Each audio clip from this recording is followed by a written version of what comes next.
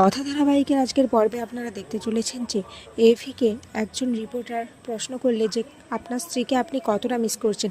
এটা শুনে এভি খুব রেগে যায়, প্রচণ্ড উত্তেজিত হয়ে যায় আর রাগের বসে সেই রিপোর্টারের মাথায় কাঁচের বোতল ভেঙে দেয় আর তারপর ওখান থেকে রেগেমেগে চলে যায়।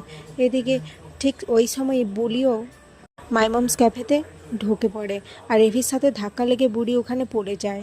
অপরদিকে গুয়াবাড়ির সবাই কথার কথা ভেবে খুব কষ্ট পেতে থাকে। পিসিয়া কথার খাবার বানানো রেসিপি ট্রাই করতে যেও পারে না, খুব কান্না করতে থাকে, বলতে থাকে আমি কিছুতেই কথার মতো খাবার বানাতে পারছি না, খুব মনে পড়ছে কথার কথা। সঞ্চিতাও কথার কথা মনে করেও কান্না করতে থাকে আর বলে যে মেয়েটা আমাকে এই বাড়িতে নিয়ে এলো, আমাকে আমার পরিবার ফিরিয়ে দিল, আমাকে স্মৃতিশক্তি ফিরিয়ে দিল, আমাকে কতবার বাঁচালো, সেই মেয়েটাকে আমি বাঁচাতে পারলাম না, সেই মেয়েটা হারিয়ে গেল। এই বলে সবাই কান্না করতে থাকে কথার কথা ভেবে। এদিকে এভিকে তো কোথাও খুঁজে পাওয়া যাচ্ছে না। প্র্যাটি, ঋতু, নীলাদ্রি, প্রি, অ্যানি, আক্কি, হ্যান্ডি সবাই মিলে তো এভিকে খুঁজতে থাকে কিন্তু কোথাও পায় না। নীলাদ্রি তখন বলে সব হয়েছে আমার জন্য, আমি যদি না জোর করে কথাকে সিঙ্গাপুর যাওয়ার জন্য মানাতাম তাহলে এসব কিছুই হতো না, ও তো যেতেই চাইছিল না, আমি ওকে অনেক কষ্ট করে মানালাম।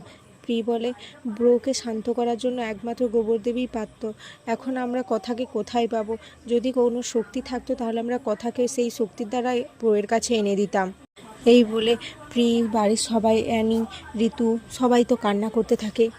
এদিকে বুলি মাইমমস ক্যাফেতে ঢুকে যায় আর সেখানে সবাই তো বুলিকে খুব অপমান করতে থাকে, তার পোশাক পরিচ্ছদ দেখে হাসাহাসি করতে থাকে, তারপর বুলিকে ঘাড় ধাক্কা দিয়ে ওখান থেকে বের করে দেয়।